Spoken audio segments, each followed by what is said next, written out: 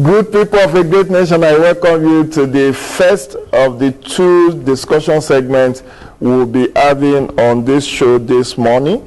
I didn't do the promo while we opened the studio, but we'll be talking about social works in Nigeria.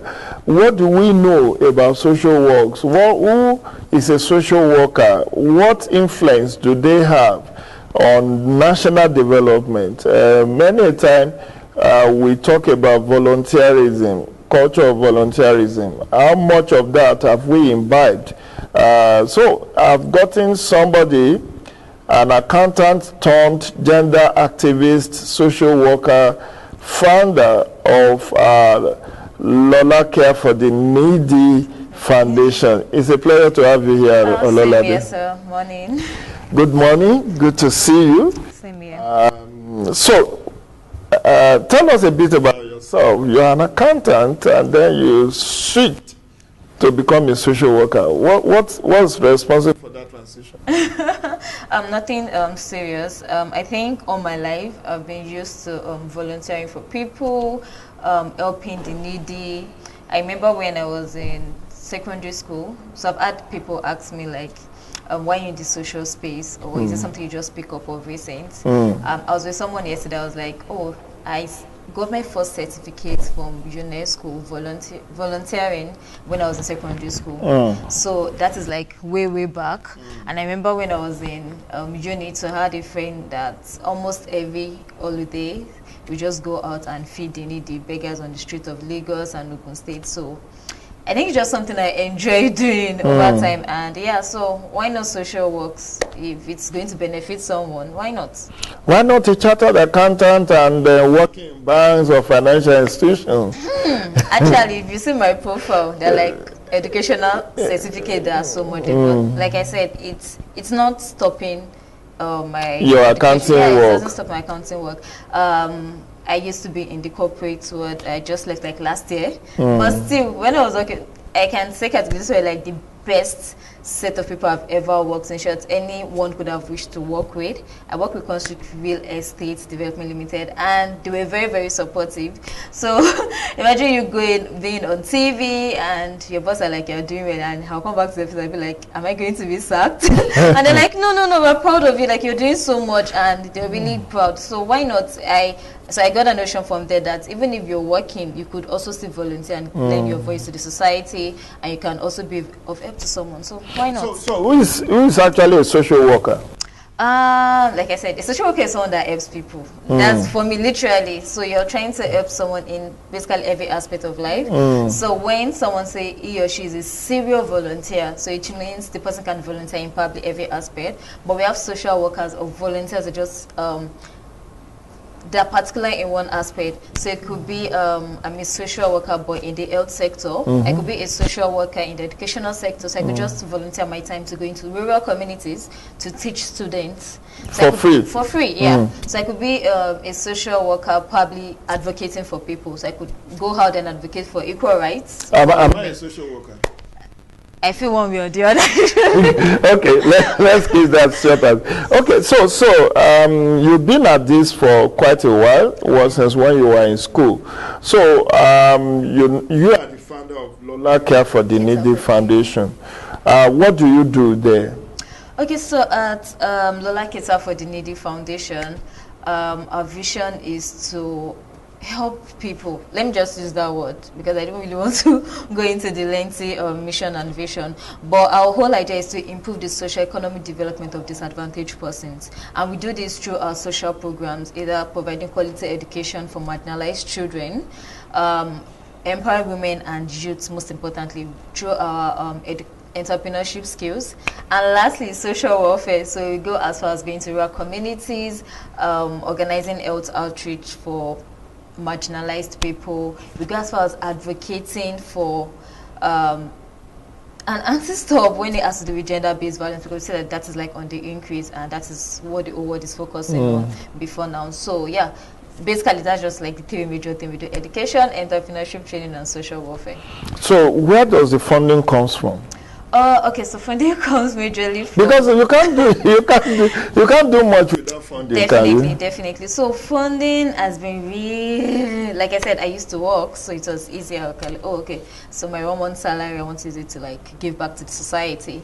But now that there's really no, I'm not working. So basically, what I do, you are working, but you are not gainfully employed. So what I do is just probably write organization, talk to people, see if we can get grants, which is sketchy because of 1 or 2 reasons.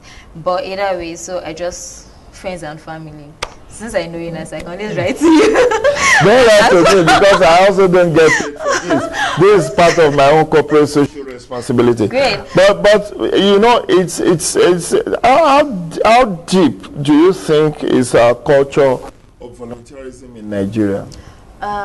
Okay, so I would say it's not that deep, but I think with time we're all channeling towards that aspect. I've seen so many people walk up to me and be like, "Oh, you're doing so well. I'd like to volunteer with you and all." And when I'm like, "Okay, so we're going to a particular place and we have to leave by 6 a.m. and at 7 or past 7 they're calling you. I'm on my way. I'm coming like, hello, we've gone."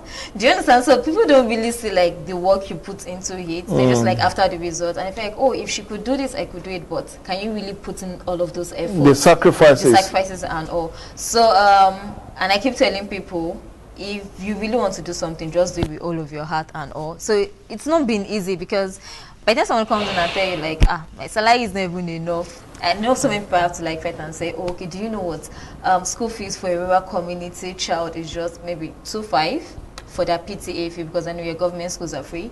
And somebody's like, why should I sponsor another person's child in school? Like, why can't the parents, you know, start explaining, okay, their parents are this, or because of this reason the child can't be in school. You know, it's very hard to start convincing people, and that is what most youths these days say and be like, I don't have strength, I can't go through the emotional. Do you know how many people have insulted me? They'll be like, oh no, you're scam, you want to like scam people for money and all, and you have to like start proving to them that no, this is for real. And me wanting to give back to the society is a personal decision. So if you really want to help, please be of help. But like I said, volunteering is not really been accepted yet, but I think it's on the increase. You could see more youths willing to. But I think the only thing is, most of them are just not willing to sacrifice. So, you know, the timing, do I really want to go to a community? Do I want to really relate with people? Because I've gone to communities and you see women coming up, probably not well dressed, so to say, or their hygiene is not well, and she's offering me a child. She's like, "Auntie, see," and then the only thing I could come to her is, "Do you want me to carry your baby?" And she said yes. So at that point, will I say no? Will I say I'm not going to? So these are like sacrifice. And somebody will be like, "No, she's looking all dirty and all of that," and I can't do that. But that is one of the sacrifices you have to make. The culture of volunteerism or social work, it's been in Nigeria for decades. I recall Red Cross volunteering to take care of people who are victims of other violence or even natural disasters. That's social work. That's volunteer. We have thousands of NGOs working in the Bay States, Borno, Adamawa, Yobe, through offering humanitarian sacrifices. Now, what is responsible for this issue of monetization of volunteerism? Okay, so I think in this part of the world, I don't want to call it the country, I think in this part of the world, it is more of, once someone hears you own an NGO, they believe you'll be giving like a very big grant, so you have so much, and if I'm going to give up my time, you should pay for it. So that is like their mentality. So no one is ready to be like, okay, I want to really sacrifice an hour or two to reach out to someone. So you see, probably in the Western world, one is actually working, but probably there are free days, like days that we ain't doing anything. They could be like, oh, okay, so I could take out 2 hours in my free day to go to a rural community or a school and teach, so to say. But Nigerians, I just said it, we don't really have that culture. It is more or less like, if I'm not how much will you pay me? Like my 2 hours is worth something somewhere else. It could actually channel into money for me. So it is just, I believe that once you have an NGO in Nigeria, you've gotten, and you want to do a project, you've gotten grant for it. So definitely, and they believe in that grant too. There should be a space, there should be a column that says you're paying your volunteers something or you're paying your workers something. So in the end, everybody just wants to be paid for something. And I think that culture came in from the fact that I think we Nigerians don't really have the volunteering spirit. So it is more or less like a motivation. So when I tell people there's 3K for you, do you understand? So that is like a motivation. I really want to come around because there's money at the end of the day. So I'm looking at it from this angle. Nothing gets done without money. In true sense, somebody is either paying for it or you are paying directly for it. I'm volunteering my time here now to reach out to the people, to talk about national development to the people. But ITV is responsible for the airtime that I'm using. So, but people are not seeing it in that light. They're saying, oh, he's getting paid and that's why he has money. But you see, I also am of the opinion that our employers are to blame. Let me break it down. If you look at a lawyer, for you to become a senior advocate of Nigeria, you must have done some pro bono cases. That means you must have taken on some cases for free without collecting legal fees. But how many people will ask you, if you want to get employed, to say, how much of social work have you done? How have you helped your community? Do you belong to a social club? What do you do that? And even you, Lolade now, I don't know whether you have also thought of even giving certificates to your volunteers who do well, to encourage them to be part of their CV. To say, I volunteer for this organization, I've been volunteering for 2-3 years, and this is the certificate of commendation. I think if we do that, you know, the reward can come in different ways. Sure. It's not like it has to be money, but even certificate of appreciation. I've attended workshops where all you get is certificate of commendation or appreciation. So do you think that can motivate people a lot to volunteer? Yeah, okay, so I've never thought of it this way, but I know I said next year I was going to do like a call for volunteers for a specific role, and that was one of the things I was going to give to them. But yeah, thank you for deciding. I think those recently I should give them a certificate of appreciation. But I think that's another way of motivating volunteers to stay. But for we at Together for the Needy Foundation, what we do majorly, or at times, we do like social gatherings. So it could be through movies. I know next month I'm already working with another sports NGO, where we're like, okay, you know, let's just come together, bring your volunteers, I bring let's just have sports activities. So that is another way of bonding.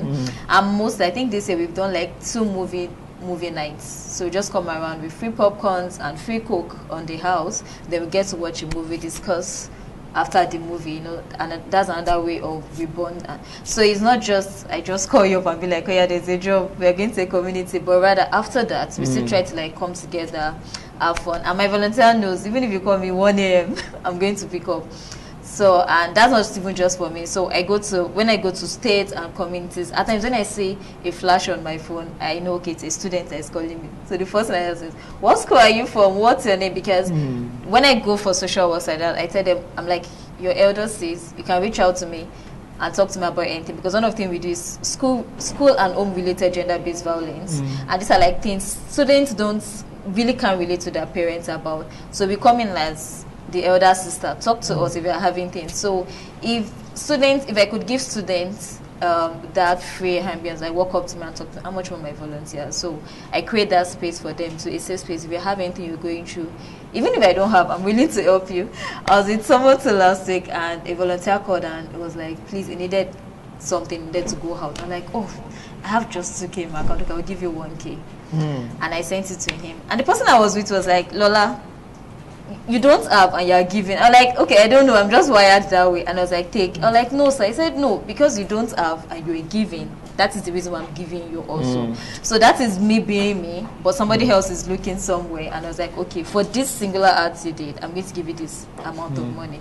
So I think you can't just hide it. It is who you are, and that is who I am. So I agree. So I'm putting it out there that let's also look at different ways of motivating people, because you know, when you have a certificate to prove that you have volunteered in particular areas, that is your community service. True. And I believe you've gone through National Youth Service scheme. You know, there's one critical aspect, you know, community service, EDS. So, and I think that is what that scheme is actually trying to imbibe in us, that you should volunteer for your country, for your community, and that's why you see you core members doing all manner of things. In fact, working for INEC is also a community service, also a volunteerism, because you are working for another organization to make sure they succeed in their core mandate. So I think that certification is very important. I agree with what you are doing. It's a very good, noble way, bonding. But some people don't want to just have popcorn and Coke and then you watch movie. They want something that even when they say bring your credentials, they can also add to it. Yeah, so I've had like a couple of them tell me, oh, my organization, I need to apply for something, can you recommend? Exactly, so which is also recommendation for... And I've had them tell me, oh, I'm applying for something, can I put you as a referee? Maybe I'll put me as a referee. I mean, I'm like, why not? You volunteer for me. I think last month, so someone called me and said, she's about to employ someone, but she said she volunteers from an organization. Do you know her? I'm like, yeah, I know her. And that was also, I've seen so many of them. She got the job. She got the job actually. So that's the advantage, viewers. That's the advantage you stand to gain by volunteering your time, your resources to help the needy. You know, how much of this did you do during the COVID-19 lockdown? Did you do anything towards that? Yeah, we did 2 major events. No, 3 actually. So we were able to get donations from people where we gave out relief materials and food items to our community. I think we did Jai Village and Karu. That's around Maraba side. So we're able to give out food items to marginalized people. Secondly, we went to Kalmajiji, which is known as a colony of people living with disabilities in Abuja. So yeah, we reach out to them to do sensitization, telling them about COVID-19 and how it could really affect them in their own aspect. So we gave out like hand sanitizers, we gave them food items too, and relief materials. So we shared clothes, shoes. Then for the students who were not in school at that point, because their schools were on lockdown, so we gave them learning materials, school materials. So at least, even if you're not in school, you could learn at home. And lastly, we did a community school outreach in 10 states. Wow. Yes, in 10 states. So I think yes, we've been to like 17 states. Already? Yes. In a space of 3 years, we've been to 17 states. Yeah. And that happens when you post what you do and you have people all over calling and be like, please, I'd like to volunteer for your organization. I can do this for you. I saw you do this. I can replicate it in my own states or community too. So yeah, the best we do is send you resources. Anyone we could attend, I could attend to. So yeah, during the lockdown, we did 10 states. Sent out resources to them, and the idea was to go into a community, have like a social gathering with students, out of school students, teach them 1 or 2 things, then leave them with learning materials. So that way you don't really feel like I'm not in school, but you have something to learn. Tell me your most impactful moments doing this social work. Which one is you would never forget, that experience that you have? Geez, they're like so much. No, the one most impactful to you. I know there will be, I mean, with social work, it's a daily phenomenon, but the one that you actually made you feel like, yes, I'm cut out for this impact is so phenomenal for me. Okay, so I think I'll say one. There was a school we went to in Karu, and we did menstrual talks with the students, like female students and the male students. So I've had people tell me, why do you do menstrual talk with boys in the class? I'm like, yeah, they need it, because when you body shame a lady, or when you talk down on a lady when she's on her period, that is the psychological effect for her as a lady. So yeah, I bring everyone together. And after one of the section, I ask questions. So do you have any questions to ask? And if you can't ask because your teachers are here or your classmate, write it down. Then I'll attend to you openly. Then one of the questions was a boy in the class told me, if I have sex regularly, I'm not going to have menstrual pain. And I'm like, oh, do you want to be a teenage mother? Because it's something once you start, you can't control it. And I believe you're not even up to 18, so there's no consent in the first place, because you can't really tell if you should or you shouldn't. And at that point, I go back home and I was like, what if I've not really gone to that school today? What if we've not talked about this? That is another child that could probably be out of school because of teenage pregnancy or because of the wrong information. And that boils down to parenting too. So if parents don't really have that kind of relationship with their child, because I believe this is something the child could have probably talked to her mom or dad about, but for her to keep it to that moment whereby, okay, I think I feel safe sharing this with a stranger, and that is what I've seen so far. So you see, people are willing to pour out what they were going through with a stranger than probably someone that, I'm talking about the students now, than someone they see regularly and all. So for me, that was something for me. It feels like, okay, you just saved a child from something. So I had to start breaking. I don't know who she was, so I had to start breaking it down to them generally. So in case any other students to add that emotion and also. Yeah. Have you had the opportunity of reaching out to the Ministry of Humanitarian Affairs, Disaster Management? Have you formalized or sought to meet with the minister to share what you are doing with her? Okay, not really. But I know on 2 occasions there were opportunities to reach out, but one thing now. No, you need to do that. You need to do that. Let them know of your existence, so that even you can be a channel to reach the displaced people, to reach the hard-to-reach environment, and you can seek to meet with the minister and tell her your story. And I think it will resonate with a lot of people out there. And then you can also approach many foundations. True. Dangote Foundation, MTN Foundation, several of them. You have 3 years experience on this. That's something that can count for something substantial. True. And if you are prudent in management of resources, I tell you, the sky is not your limit. So, your final word. I meant to ask you this. I know you have another engagement, so I won't delay you. How effectively have you used the social media for your work? Very, very well. Trust me. So even if it's as little as visiting a child or talking to a child, we put it out there. And I can say that is where our first and second grant came from. So do you have a website? Yeah, we do. Oh, okay. So what's your website address very quickly before we forget? Okay, so www.caterfortheneedy.org. So cater for number 4, then letter D, then needy.org. Say it slowly. www.caterfortheneedy.org. So cater for is number 4. Yes. D is THE. No. Or D. Okay. Yes. Then needy.org. Okay. So you hear it. Your final word. Okay, so I'll still encourage Nigerians to embrace volunteerism and please give out as much as you can. So I tell people, even if you cook so much in your house and you can't finish it up, please don't throw it away, just pack it. There is somebody down the street that is probably hungry.